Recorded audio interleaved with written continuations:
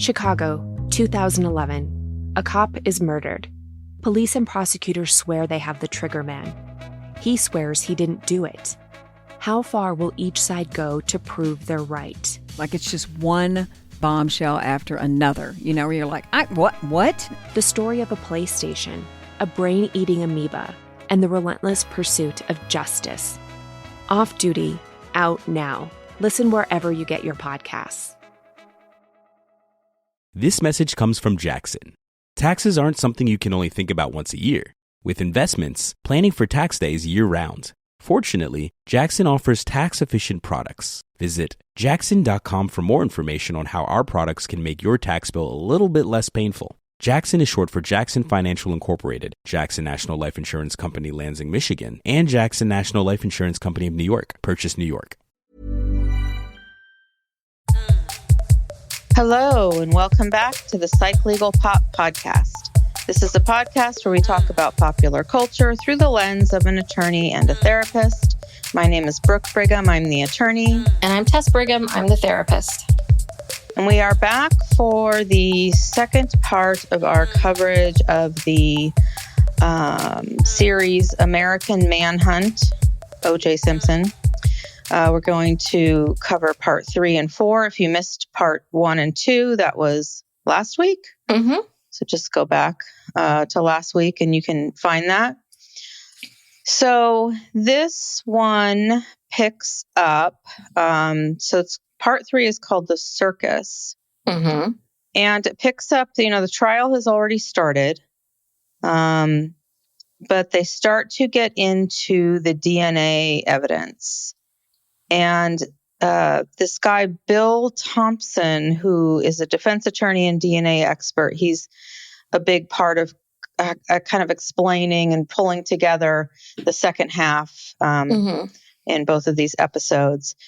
So he reminds us that, it wasn't until 1988, 89 that the first DNA testing began and started becoming common in the scientific community. So this is only 1994 where we are now. So it's still very new. And later in the series, we get really down into the weeds of just how much this got messed up. Yeah. So, but right now we're introduced to Barry Scheck, who we saw in the last part as well. And he and Peter Neufeld, founders of the Innocence Project, he says, he looks at DNA as how we can tell a story that's consistent with innocence. Mm-hmm. And basically that consists of planting of evidence, contamination of evidence. And that's kind of the theme of the rest of this series. And it culminates in the verdict. And I have to say that after watching this, I view this verdict in a completely different way than I ever did before. Mm-hmm. Because I think at the time, everyone was so caught up in this notion that the jury found OJ not guilty simply just because. Yeah. Just because it was payback for Rodney King, payback for the LAPD. And you get these ideas kind of frozen in your mind at the time, and then you go forward and you kind of look at it through that lens. And now I'm like, wait a minute. No. Yeah. There was real, serious, reasonable doubt here. Yeah. And it really got lost in everything, because this is such a media frenzy that focused on so much stuff that just superfluous stuff that, nobody really focused on the fact that, that this is not a joke. This was really serious. There was evidence of contamination. There was evidence of planting evidence.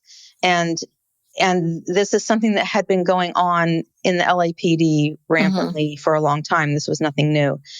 And it came out of Mark Furman's mouth, even though he tried to walk it back. Yeah. So what happened was, it's not that the black jurors said, oh, we're just going to let OJ go. They could actually see the reasonable doubt. through the lens of their lived experience. Yes. They knew that there was dishonest and corrupt cops, whereas white people could not see the reasonable doubt because that's not their experience. They don't experience corruption at this level. They never believed that a cop would do that. And they even have random people, you know, when they go to these bars and these places where people are talking about the verdicts and stuff. And all these white people are saying, oh, come on, you know, this just doesn't happen. And so it really clicked for me. I was like, oh, okay, this isn't just some willy-nilly, we're going to get back at the cops thing. Yeah. Well, they do follow one of the jurors, Yolanda Crawford.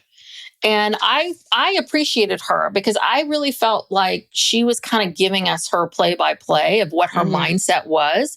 And her mind, she said, I had friends who were cops. I knew people. I knew someone who had been shot by a cop who had been killed. Like she really walked into this not, you know, with an open mind and an open, you know, I don't know what happened. And that was the thing, was that as I was watching, you know, day after day of this, this poor guy, what's his name? Fung. Oh, Dennis Fung. Yeah. Poor Dennis Fung. Watching Dennis Fung and, you know, just hearing about Mark Furman. I never heard the tapes before. We got to get to that one too. But I was like, yeah, okay. I'm with her now. And Yolanda's sort of taking us through going, yeah, okay. And this is the point where I'm starting to think, wait, hold on a second. Maybe there's something off about this. Yeah, because she was being very reasonable. It wasn't like because they kept having her come in and just give these short little snippets. And I'm like, where is this going? Like, and it kind of wasn't obvious till the end. But along the way, she would just sort of chime in with a sentence or two and say, you know, she had empathy for Nicole. She's like, she must have been terrified. That's awful. She didn't dismiss the domestic violence, you know, which was another narrative that the prosecution, kind of as sore losers, quite frankly, were putting out this stuff like, oh, the jury didn't believe that OJ could have beat his wife. And it's like, no one said that. That's a different issue. I realize that this is a domestic violence killing, and domestic violence is a progression and it happens on a continuum. But, you know, they weren't giving the jury any credit for any critical thinking. Yeah. So, well, this was really interesting. I feel like I learned a lot more. Again, we talked about this last week where we're like, do we really need another OJ doc? And this made me go, yes, we do. Because I learned things that I never knew before. I never knew that Mark Furman, and I thought we were going to get a little bit more from Mark Furman. I'm a little disappointed. Like, Mark, this was your moment. And you kind of threw up, you're kind of like, okay, this is all how you see me. It's like, no, Mark, you could have done some work on yourself. Like, I kind of just feel like he's just like, see, you all just saw me as a racist, as opposed to him stopping and looking at himself a little bit. Why are you here? Why did you doing some work on yourself? I would have a tremendous amount of respect for him. He said, you know what? I sat down and I did a lot of work, and I looked at myself, and I looked at my biases, and I looked at my beliefs, and I realize now this is what's going on. But anyway, let's putting him aside. I didn't realize that he had gone to the LAPD and said, can I have my pension now? Because I'm so racist. And I was like, whoa. Wait a second. So explain that, because I'm so confused. Okay. So he went out on disability claiming, and a lot of cops were doing this at the time. So they would go out they have these stress disability claims saying that, you know, this job is stressing me out because it's too much. You know, anyway, so he's out on this stress disability claim. He then applies to get an early pension to make it permanent. Like, okay, pay me for the rest of my life so I can get out of here. And they have this hearing. And his argument is that he was so racist and so biased against Black people and minorities that he was incapable of functioning as a police officer. Yeah. So that all these years of all these experiences had made him violent, he admitted to being violent, to having violent thoughts, wanting to hurt people, actually hurting people. He's talking about, choking people out. These are suspects. These are, just people he's encountering in his job. And apparently they didn't believe him. They voted 6-0 against him for this pension thing. And they said, go back to work. And so then they did this to a lot of cops. And then here we are. Here's the result of go back to work.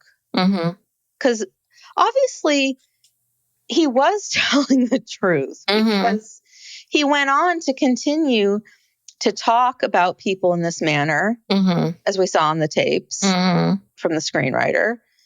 And he possibly planted evidence in the O.J. Simpson case. Yeah, I mean, that was shocking to me, because I was like, wait a minute. And then you make him go back to work. And that is a real problem. I mean, there's several problems, right? But this has been shown, I don't have stats in front of me, but that there is higher prevalence of anger and violence and domestic abuse with people that are in these law enforcement positions. In the military, a lot of times for the military, someone who's in the military goes into law enforcement. Like, there is this correlation that the job does affect people. It does begin to eat away at people. And I mean, the fact that he said to them, I can't do this job. And they were just like, well, no, you can go back in. Like, did they all think that people were lying to them about, they must have thought everything was like a giant scam. They thought these people were just lying because they wanted to just stop working, collect a check. Here's the thing. If you wanted to stop working and collect a check, you pick something. I mean, of all the things to pick, that one is the one that I thought was like, oh, dear God, you're going to pick this? So this is, I mean, I'm sorry, but LAPD and LA and the city and you guys got to take some ownership here of something, because you guys let this guy back out and a lot of other people back out. Those tapes, I had never heard the tapes before. If you watched me in my living room, my mouth was like, yeah, no one can see you. I know. I was going to put some things underneath. Sorry, they still can't see you. Still can't see me. Sorry. Yeah. But yeah, I was aghast. Yeah, he admitted to torturing people. Yes. Torturing people, beating the hell out of them. He talked about one person, beat him till his face was mush. Mush. I mean, I don't think you make that up just to get a disability claim. I mean, listen, there's lots of people I've disliked in this world, and there's lots of people that I would love to just punch right in the face. Once. Yeah, punch once, maybe two, maybe a kick. But mush, like, I don't think I have enough anger, especially for someone who's a stranger. Like, a stranger person. Like, the only people I would want to punch are people that I actually know have hurt me in some way, shape, or form. Right? So you're talking about wanting to make someone's face mush that has done nothing to you. Yeah. No relationship. It's disturbing. It's very disturbing. And I think that's why you didn't see any contrition with Mark Furman. Yeah. I think he was pretty far gone a long time ago. And he's not interested in. So Mark Furman's not interested in personal growth, I take it. No. Because I thought that him doing, because he does not talk publicly, I thought him doing this documentary, I was really thinking that, in these 2 episodes, I'm going to get a real answer from him of like, this is who I am. This is what happened. This is what's going on. It's 30 years later. This is what I think. And, Chris Darden's had some moments of understanding. I think it's very interesting that Marcia Clark, I don't think Marcia Clark, I find a little fascinating. Like, I don't think that she's a little bit, I think she's got a little bit of a narcissistic tendencies. I mean, these people that are unwilling or incapable of examining themselves. Well, she was so sure that black women just loved her. She went against the advice of their own jury consultant and said, oh, no, so she had no idea that people were going to connect with this idea of police corruption, and especially Black women who've watched it happen, in their communities. And so, yeah, she's pretty out of touch. Yeah.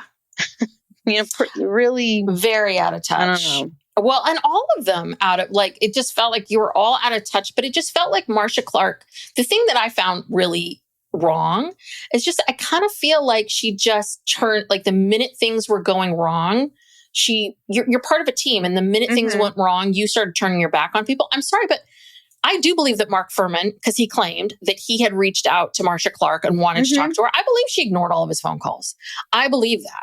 And so I just think she's the kind of person that's like, ugh, this guy wronged me. F him. I'm not going to return his phone calls. It's like, slow down, honey. Why don't you wait and see what he has to say? Maybe you guys together could figure out a way of doing this. Maybe you could fix this. Yeah, Maybe she abandoned him. Yeah, she abandoned. There's a pattern of abandoning. I get the sense that she abandoned Chris Darden when he did the whole, glove thing. You got this vibe from her. Like the minute she's gone. Anyway. That's So anyway, going back to, getting into the trial, they focus on, Johnny Cochran. And, it was funny because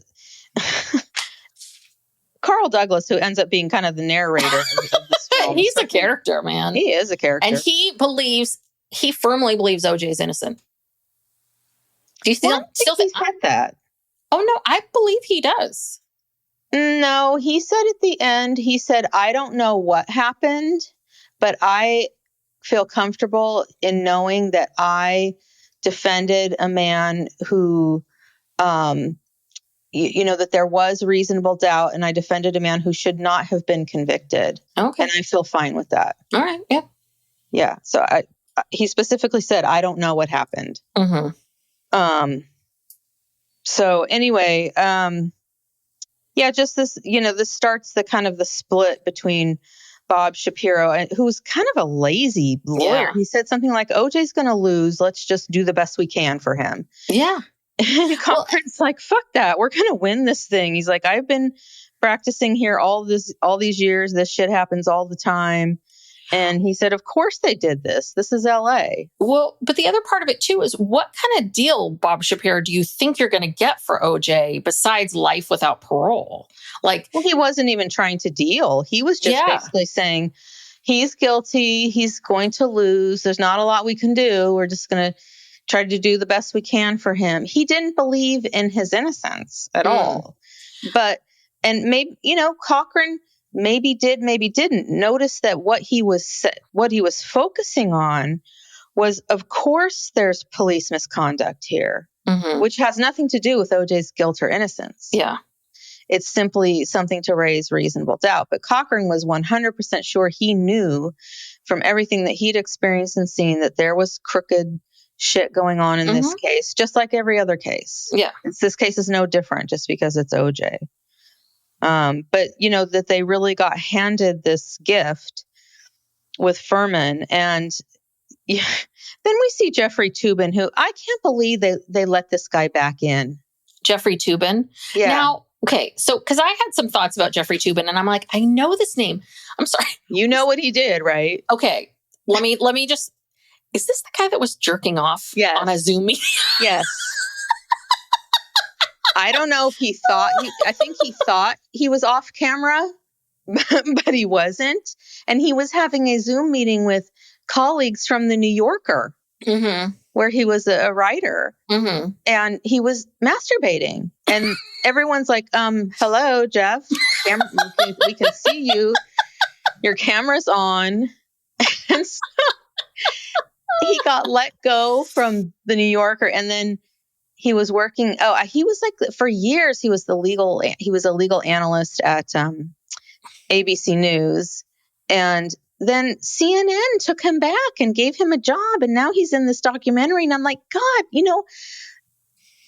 these men, they'll just let them come back after this. And also, too, he talks about how he went to Harvard and he spent 6 years as a federal prosecutor. 6 years. Okay. not a lot. Mm-hmm. And he knew Alan Dershowitz because he was his criminal law professor at Harvard. And so he kind of had, these connections. And then he got hired at the New Yorker. Mm-hmm. And I just thought he was real pompous, anytime you see him. It's like, Jeff, calm down. You were a DA basically for 6 years. Did you even try a case? I mean, come on. Anyway, I just don't like him. Yeah, I don't like him either. But one of the things that I thought was very annoying, this is at the very end, and I wrote this down, which is they were talking about after OJ died. And Jeffrey Toobin makes this comment like, you know what? I heard about OJ and when he died, and I really felt like he should have died in prison. I'm like, okay, but you sensationalize the Furman stuff. Like, you are part of the problem. Yeah. You were a journalist that capitalized on this and got book deals and got all this stuff.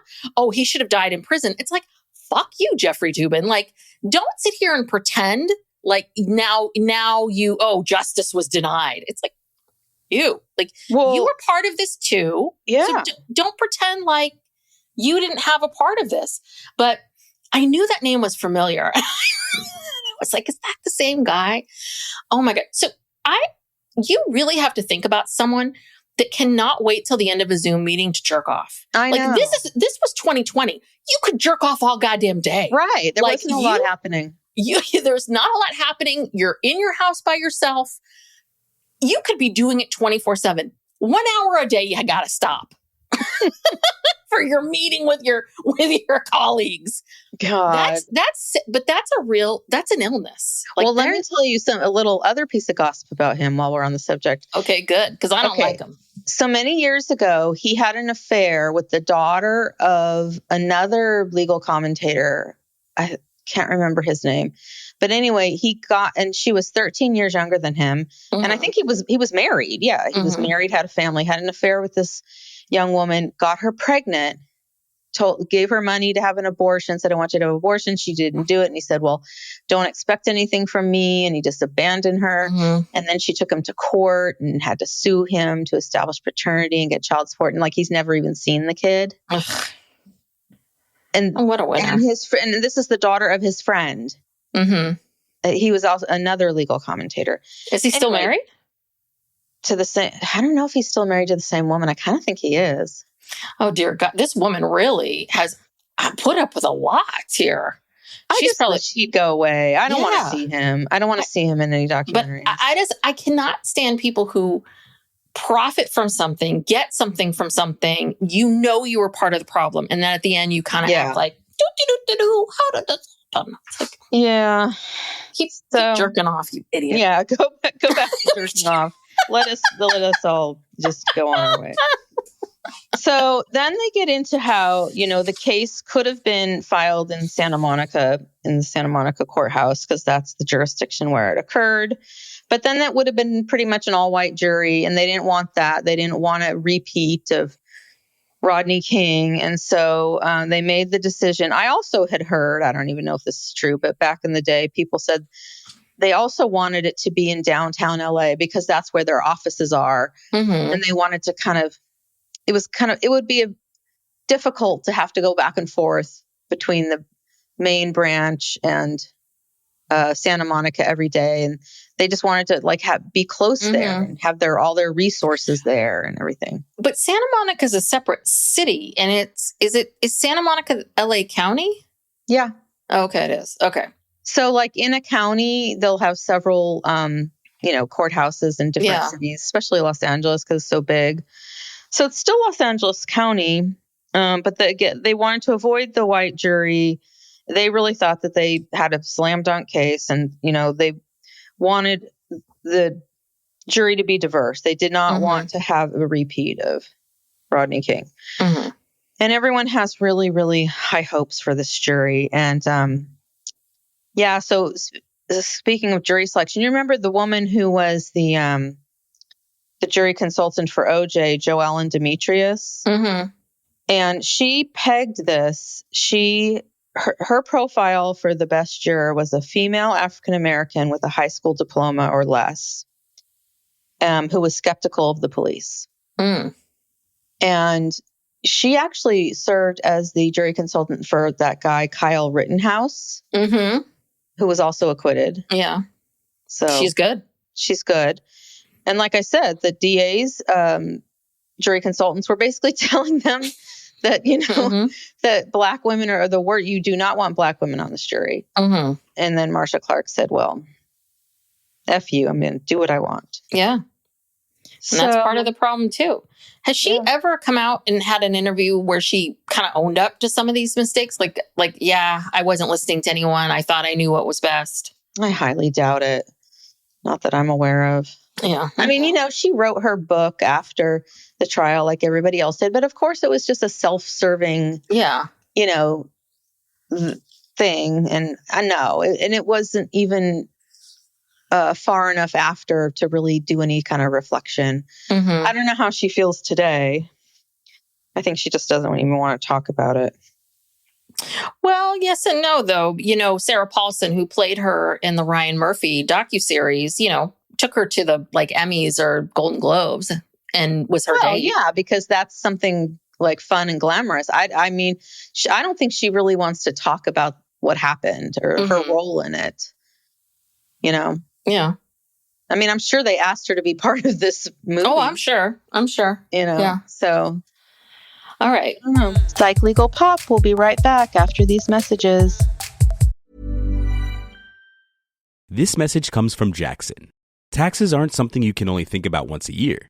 With investments, planning for tax day is year-round. Fortunately, Jackson offers tax-efficient products. Visit jackson.com for more information on how our products can make your tax bill a little bit less painful. Jackson is short for Jackson Financial Incorporated, Jackson National Life Insurance Company, Lansing, Michigan, and Jackson National Life Insurance Company of New York, Purchase, New York. Chicago, 2011. A cop is murdered. Police and prosecutors swear they have the trigger man. He swears he didn't do it.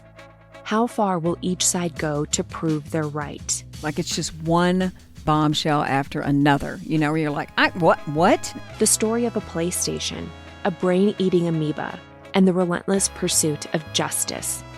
Off Duty, out now. Listen wherever you get your podcasts.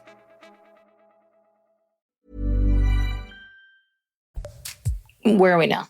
This is where Bill Hodgman was one of the senior attorneys, started to have chest pain, so he had to bow out. Yeah. And Chris Darden was brought in. Well, and the timing of this was interesting because this was after the jury had been picked. So so they picked the jury, and so it was 2 months of jury selection, interviewing 250 people. Yeah. So the jury was 8 Black people, 6 female, 2 male, 1 white female, 1 Hispanic male, and 2 people, 1 man and 1 woman of mixed race. And so they've picked the jury, and then Hodgman is unable to go on. So then they ask Darden to join the team. And Johnny Cochran's like, well, isn't this curious? Mm-hmm. That Darden is showing up now after we have 8 Black people on the jury. Mm-hmm. And so, of course, he got a lot of shit. Yeah. They called him the token. And I guess he said he was hesitant to do it, but I don't know if I believe that. I mean, that's like an opportunity of a lifetime. I mean, yeah. Why would you be hesitant if you were so confident in your case and, you were such a good prosecutor? Because then he's trying to defend himself saying, no, I was picked not because of my race, but because I was a great prosecutor. I was a beast. I was a beast. Oh my gosh. Do you know how easy it is statistically? These prosecutors, they don't bring cases they mm-hmm. are not positive they can win. Yeah. They only prosecute the best cases. And, that's why it's easy to win 15 cases in a row or whatever he did. Yeah. So. Yes. But this, and then he talks about how trial lawyers have big egos. And that this was this beginning of this back and forth, but now it's decided that Shapiro is going to take a back seat to Cochran, and Johnny Cochran's going to be the lead. Yeah, well, which makes total sense. Yeah. Robert Shapiro was not a trial lawyer. I don't think he'd ever tried a case. He was a celebrity lawyer who got deals for people And he was not a trial lawyer. And Cochran was a very, very seasoned trial lawyer who specialized in cases of police brutality and civil rights. Yeah. And that tells you a lot about his ego, that he still feels like still felt like he was slighted. That he still, I mean, because Shapiro still had a problem with being slighted. Yeah. And not very loyal, was because at the end of all this, we'll talk about what happened, what he did at the very end of all this. But and then the cameras, they talk about how, Judge Ito, who a lot of people blamed for a lot of stuff. I don't know how much blame he gets, but I think one of the issues that probably didn't help was that he allowed cameras in the courtroom. Mm-hmm. And I don't know if that helped or hurt. I don't know. I mean, but it certainly made it into a huge media circus, and people were just analyzing it every day. And well, who is that? Solely Judge Ito's discretion whether or not they're going to be cameras, or do you feel like he was getting pressure from someone? Well, I'm sure people weighed in on what they thought. So there's no cameras allowed in federal court, but in state court, it is the discretion of the judge. Mm-hmm. And I think in this case, because, I mean, literally, this is the trial of the century. Yeah. So there's this need to be transparent, I think. Mm. So I think he wanted, people were probably advocating for, people need to be able to see this, see what's going on. And I don't think they really could have anticipated just what it turned into, the media circus that it turned into. And again, I don't know. Ultimately, I mean, if the jury is sequestered, then I don't know if it helps or hurts anybody's case, because the hypothetical, supposedly the jury's not hearing any of this stuff. But, they did have visits with their families when they were sequestered. Their families could be watching this at home, and then they visit and they talk about it. That's true. So, so we all know how that went. Yes, we do. And let's see. And even Yolanda, the juror, she said when they had the opening statements and Christopher Darden gets up, she's kind of like, well, why is he here?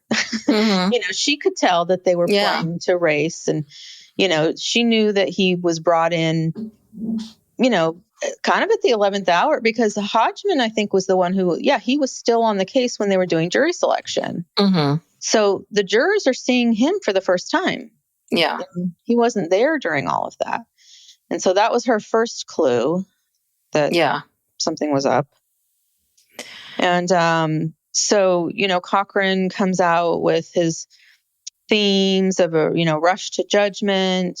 He brings up Mark Furman, that, the jury's going to hear about him. Quotes Martin Luther King about an injustice anywhere is a threat to justice everywhere. Yeah. So, and then it starts. Start with Ron Shipman, who was a reluctant, poor Ron Ship witness. Is it Ron Ship or Shipman? Ship. Poor Ron Ship. I really felt for him. OJ did him dirty. I mean, I understand he was fighting for his life, but why? Also, you don't feel so sorry for Ron Ship? No. Ron Ship was, look, I mean, didn't he say he knew, I mean, if he was around Nicole and OJ that much, and he's part of the LAPD, and the LAPD has been called to their house. I don't know if he personally was ever called to their house. He knew what was going on between these two, and he was in denial because he liked going over to OJ's house and hanging out with OJ. Yeah. So, and he wouldn't be being called to testify if he didn't know something. That's why he's there, because he does know about them. But so why during Ron Ship's testimony or being cross-examined by Carl Douglas, one theme that kept coming up was how Marcia or Chris Darden, there were no objections.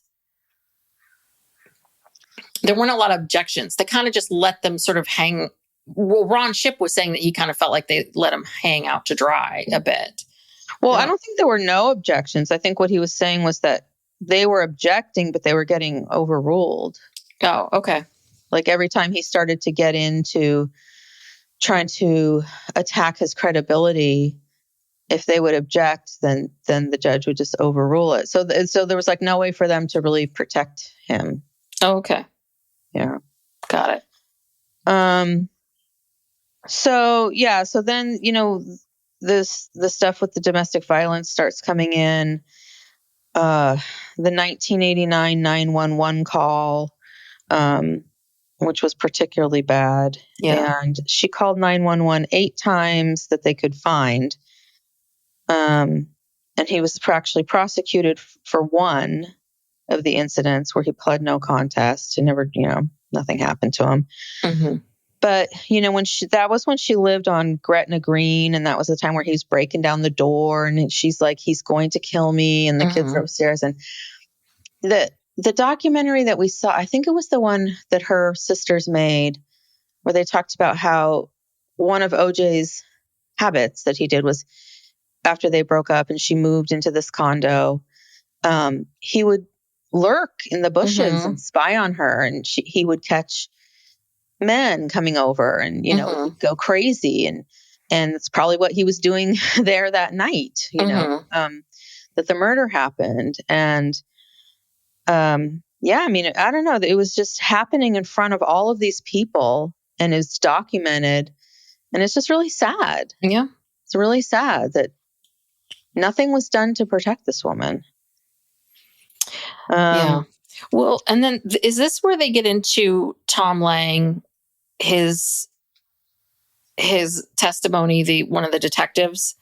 Because obviously a good defense attorney is going to bring in and ask questions about them looking and investigating alternative people, alternative facts. Like, what other ways did you go? And I like Tom Lang. As I said, I thought he was the best, like crusty old policeman. But you know what? I don't think they were wrong. I do think that this is a problem with the LAPD. I was like, a little bit like, yeah, you know what? Why didn't you stop and like look to see if Ron Goldman had any enemies? Or, yeah, I get Tom Lang. Like everything was pointing in that direction. The blood trail was pointing there, but you didn't even bother to like look at anybody else, like to do your due diligence, to at least, cross your T's, dot your I's. That's a deal to me. Especially in this case. With so many eyes on this case. Yeah. Yeah. Well, I mean, I understand that's good defense work, and you should ask those questions, but they didn't. Yeah, they didn't think of Lang said something to the effect of, well, there was no evidence that was pointing me in any other direction, which could be true. But you should always because remember, they were trying to, the defense was trying to say Faye Resnick, her friend, Faye Resnick had drug dealers after her or something. And did you look into that? And, of course they didn't. And if that were true, that would be something you'd look at, but I don't think that was true. I think that was just a rumor or something OJ told them. Yeah, maybe. But I mean, I do think that there shouldn't there be, it seems like you're a detective with the LAPD. You've been a detective for over 20 years. You've testified in a lot of cases. It's very standard for defense attorneys to point out, did you investigate alternative theories? I don't know why. I kind of feel like, I'm sorry, they were poking holes in the fact that there's a problem here. That they should be. There needs to be. It should be required that they had to interview at least a certain number of people that knew Ron Goldman and asked him, like, does he have enemies? It's like the question number one that everyone always asks. But how do we know he didn't? Well, he claimed, but wouldn't he have said that in the testimony? Wouldn't he have said, well, we went to John blah, blah, blah's house and we asked him, and then we went to this person. I think he would have said to them, yeah, this is all the other investigating that we did. Yeah, I don't know. No one thought it was anyone but OJ. Yeah. No, So- and I understand that. I'm just saying that I'm getting more and more on this reasonable doubt thing. I'm with Yolanda on this because I think these were good points. They were good points. Yeah. So they definitely wanted to show in the trial that this was a planned killing. Mm-hmm. Although I don't know how much I believe that. I think that OJ had definitely had thoughts that were not good. You know what I felt from the documentary with her sisters, I think what really happened that day, what really made him snap that day, I don't think he planned it prior to that day, was the recital and how he was treated at the recital and after the recital. Because Nicole had decided that she really was done with him. She was really pissed because he actually reported her to the IRS over some kind of transaction saying that she didn't pay taxes on something. And it really upset her. And he was doing it just to fuck with her. And it was kind of like just the last straw with her. And because for a while there, they were a little bit back and forth. She was feeling guilty, like she thought her kids should grow up with their parents and together. And, she was really struggling. And of course, he was always around. He never left her alone. And, but she got really upset about this one thing. And she just cut off communication with him when he came to the recital. Like normally they would save him a seat. They didn't save him a seat. No one would talk to him at the recital. He could not go to Mezzaluna after. No, he was not invited to dinner. Not invited to dinner. And they said in this documentary that it was like he realized he was no longer part of their family. That was it. They'd cut him out. And I think that's what made him snap. And then the rest of that day, like Cato, he comes back, it's like to Rockingham at 6 or 6:30. And he's complaining about how Nicole was dressed at the recital. She was wearing a short black dress. Yeah. He's just kind of ranting. And then he says he's going to go get something to eat. And Cato invites himself to go. And OJ was not happy about that. And it was very awkward.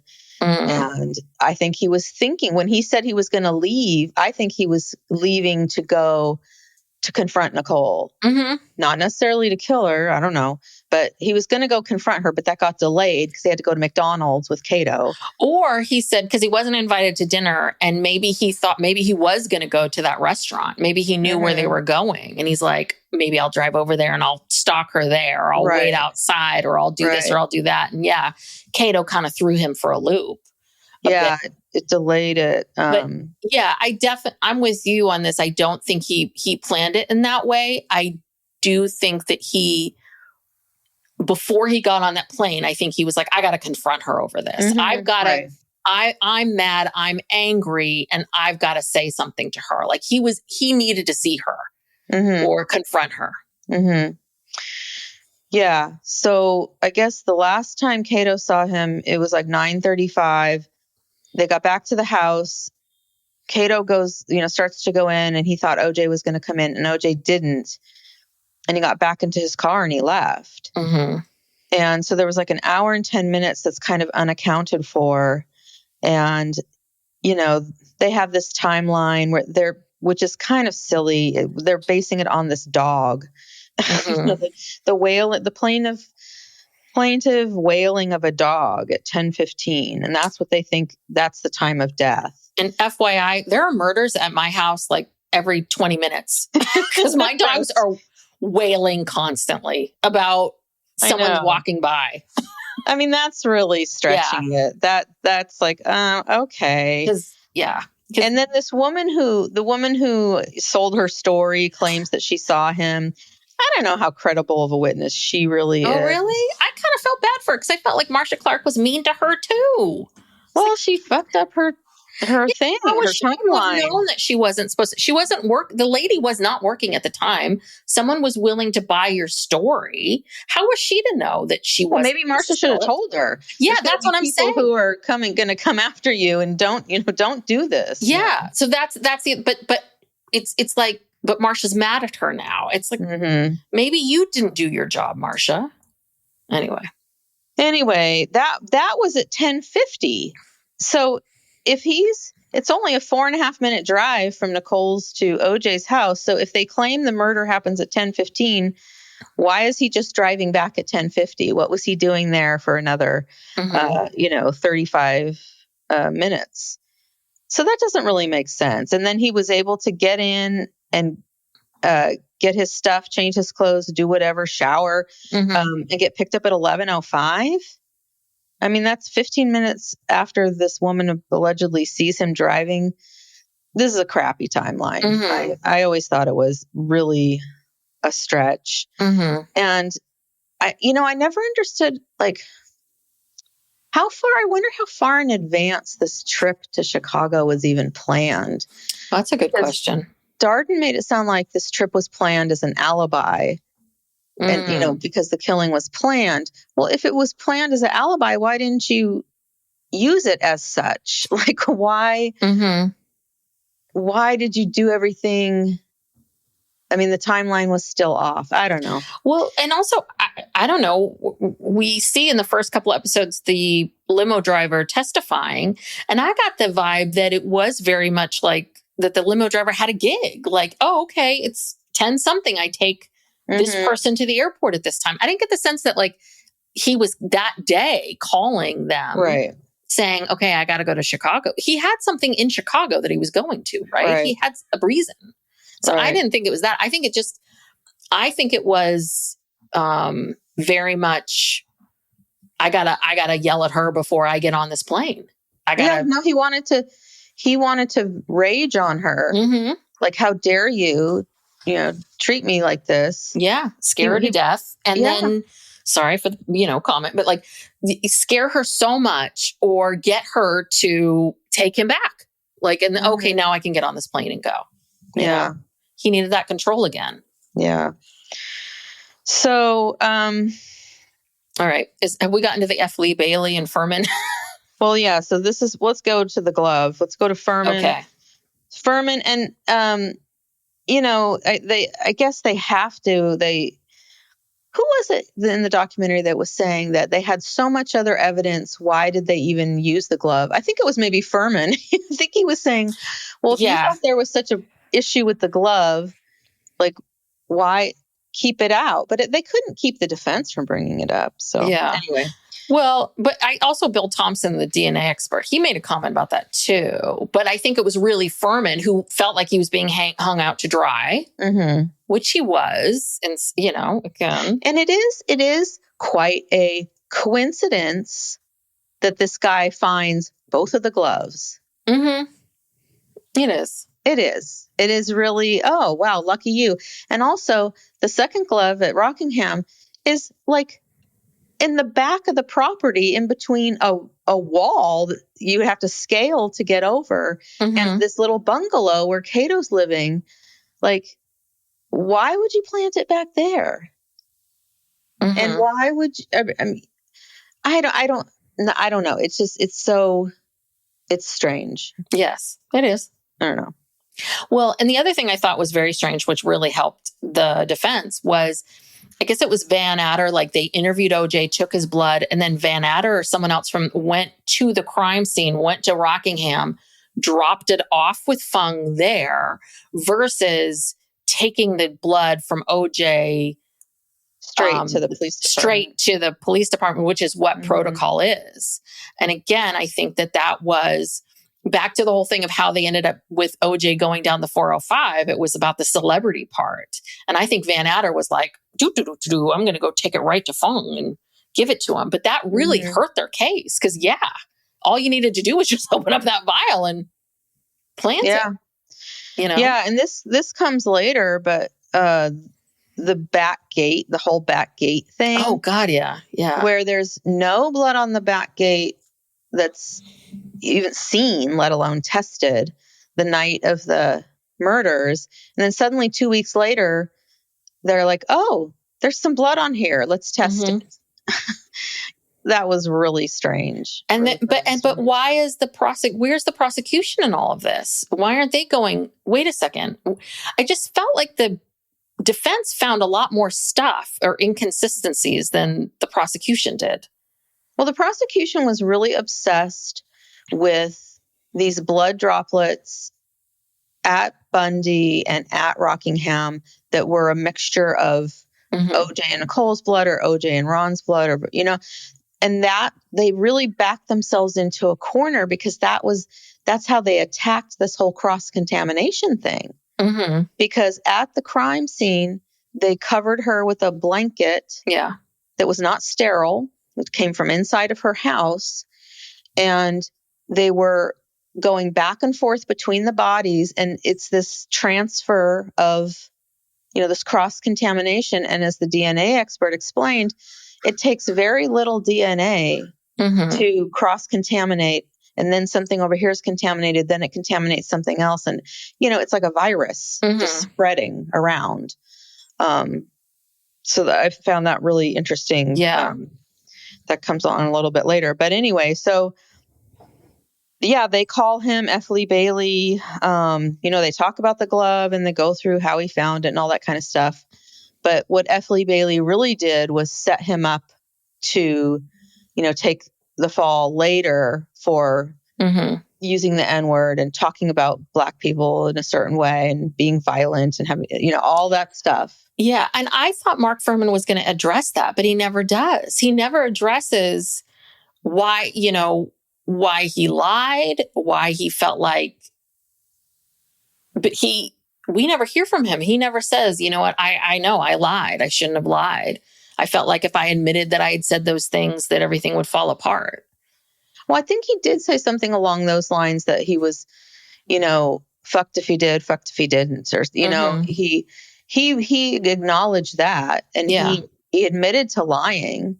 And then later in the documentary, they press him even more about, why? Why did you do all this? And that's when he kind of threw up his hands and was like, you know what? It is what it is. Yeah. It happened. What am I'm not going to sit here and, talk about it, basically. Yeah. So he knew, but what he was in a corner. Yeah. And he said he knew that F. Lee Bailey was going to do this to him, and he did. And what could he do? Well, he could have not lied, but okay. Well, but then we wouldn't even be here. There would be no bloody gloves. There would be none of this.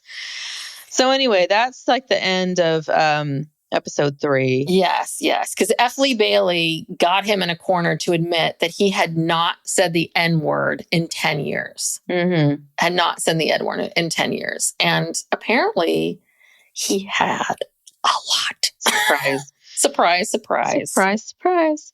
So this is the end of part 1. We talked so much about this particular case and this documentary that we just went on and on and on.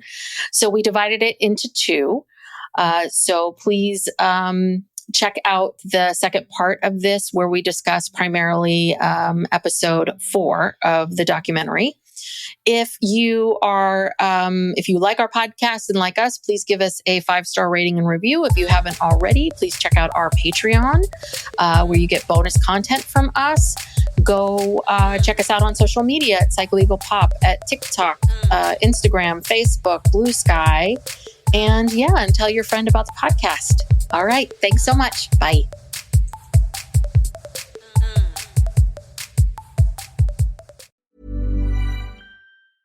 This message comes from Jackson. Taxes aren't something you can only think about once a year. With investments, planning for tax day is year-round. Fortunately, Jackson offers tax-efficient products. Visit jackson.com for more information on how our products can make your tax bill a little bit less painful. Jackson is short for Jackson Financial Incorporated, Jackson National Life Insurance Company, Lansing, Michigan, and Jackson National Life Insurance Company of New York, Purchase, New York.